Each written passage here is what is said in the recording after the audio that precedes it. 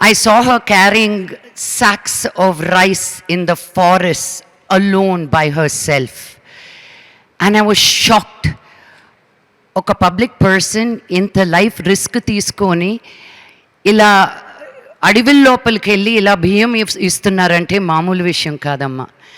నేను అప్పుడు నుంచి ఇప్పటి వరకు మీరు ఏం చేస్తున్నా మిమ్మల్ని ఫాలో అవుతూ ఈరోజు మీరు women and welfare ministry hold చేస్తున్నందుకు చాలా గర్వంగా ఉంది. బికాజ్ కరెక్ట్ వాళ్ళ చేతిలో ఒక పవర్ ఉంటే వాళ్ళు నిజంగా మంచి ఎలా చేయగలుగుతారు అనేది మిమ్మల్ని చూసి నేర్చుకోవచ్చు.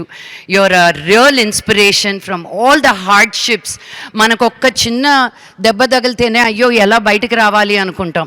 సీతక్క గారి లైఫ్ గురించి ఒక్కసారి ఆలోచిస్తే ఎన్ని అడ్డంకులు వచ్చినా ఎన్ని ఇబ్బందులు వచ్చినా మావిడ జనాలకి మంచి చెయ్యాలని ట్రైబల్స్కి ఉండాలి అని చెప్పి ఉమెన్ అండ్ వెల్ఫేర్ సిస్టంలో చాలా మార్పులు తీసుకొచ్చారు.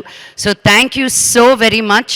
నేను సీతక్క గారిని మార్నింగ్ ఆఫ్టర్నూన్ డిన్నర్ టైం ఆవిడ విన్నారో లేరో కానీ నేను మటుకు మెసేజ్లు పంపిస్తూనే ఉన్నాను. So thank you so much. మీరు ఇలా వచ్చి మా ఈవెంట్ని బ్లెస్ చేస్తే it's really gives us a lot of strength Seethakka గారు. So thank you so much మీ మాటల్లో. ఫర్ చేంజ్ ఈ ఫండ్ రైజింగ్ కోసం యొక్క ఆర్గనైజేషన్ ఇది ఇన్వైట్ చేయడం జరిగింది. చాలా సంతోషం. మంచు లక్ష్మి గారిని నేను చాలా దూరం నుంచి చూసి దూరంగా ఆలోచించిన. బట్ నాకు లాక్డౌన్ టైంలో మంచు లక్ష్మి గారు మాట్లాడతారట అక్క అని అన్నారు.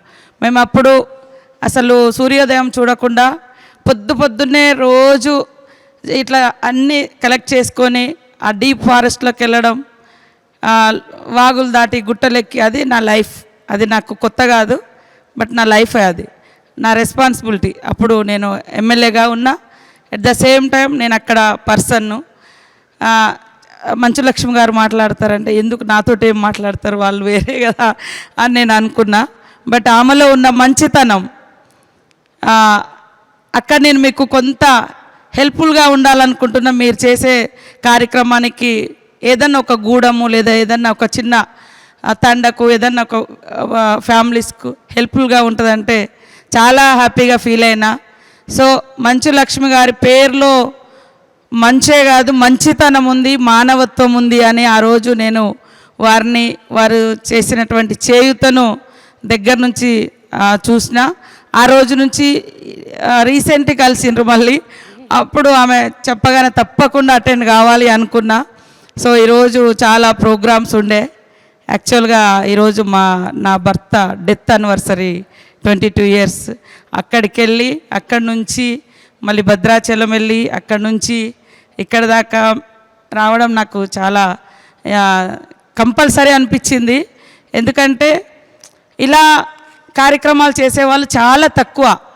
ఆస్తులు కూడగట్టుకోవడానికి చాలామంది పోటీ పడతారు, కానీ మనం ఈ రకంగా సంపాదించిన దాంట్లో కొంతైనా ఈ బెటర్ సొసైటీ కోసం, సొసైటీలో మార్పు తీసుకురావడం కోసం చేయడం అనేది చాలా గొప్ప కార్యక్రమం.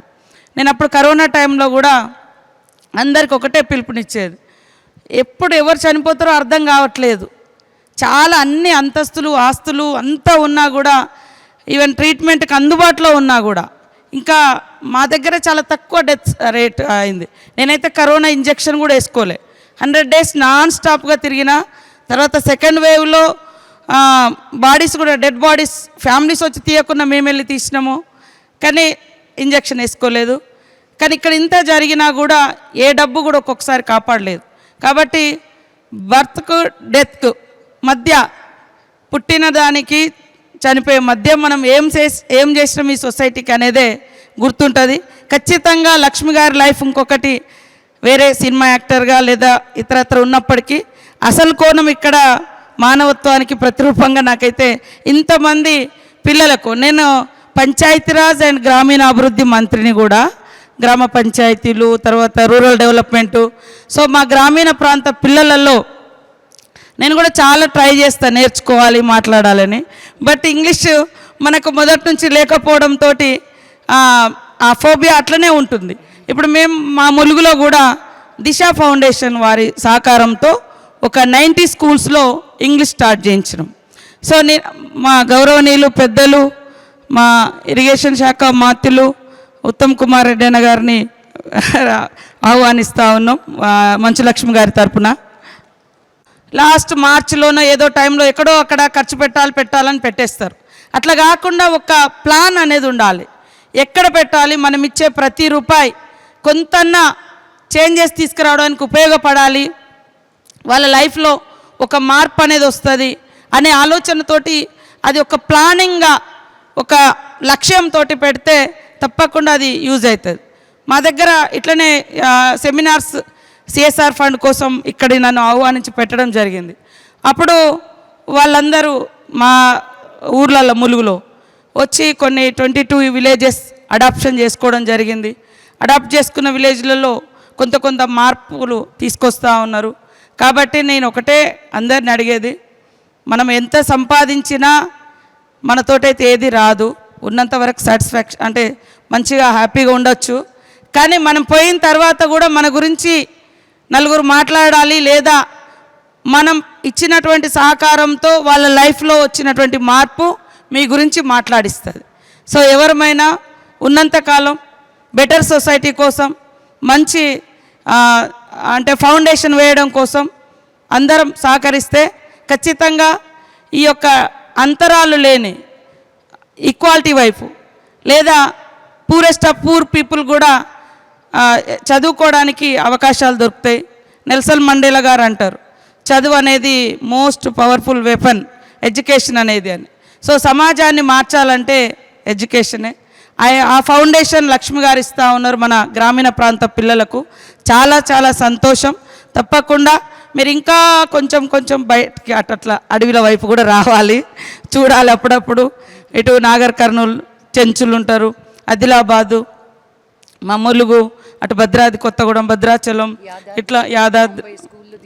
అవును, మీరు కొంచెం ఇక్కడే ఉన్నారు, ఇంకా కొంచెం మాకు డీప్ ఫారెస్ట్లో కూడా రావాలని కోరుకుంటా ఉన్నాను.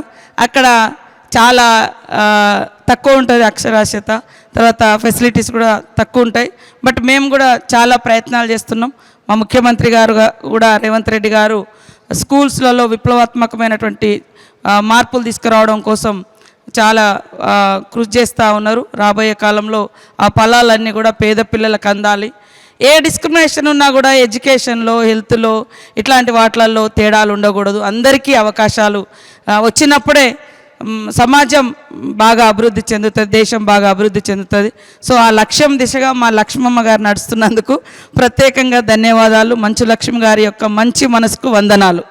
Communities.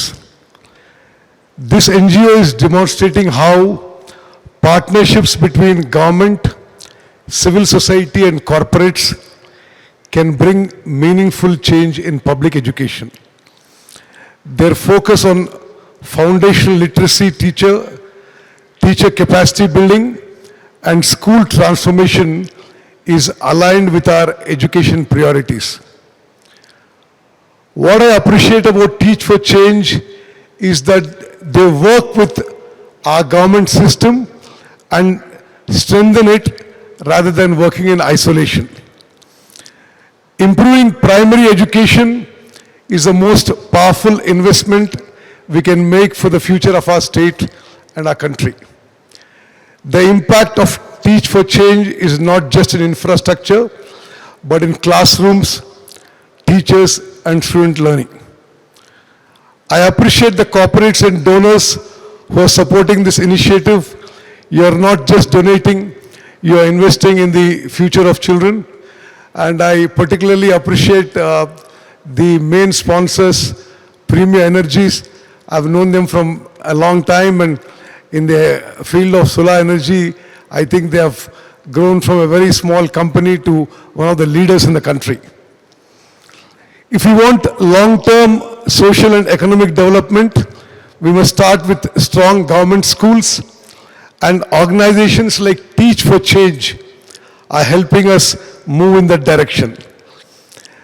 This initiative shows that when government and society work together, transformation in education is possible.